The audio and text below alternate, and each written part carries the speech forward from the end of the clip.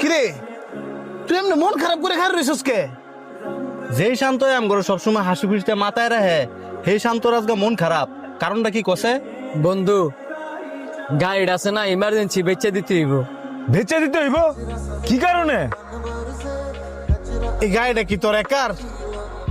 এই গাড়ির সাথে আমগো বন্ধুত্বের কত স্মৃতি জড়াই আছে। তোর টিয়া লাগলে আমগো কাছে কো। আমার মার অপারেশন করাইতে 6 লাখ টাকা লাগবো, দিবি তোরা?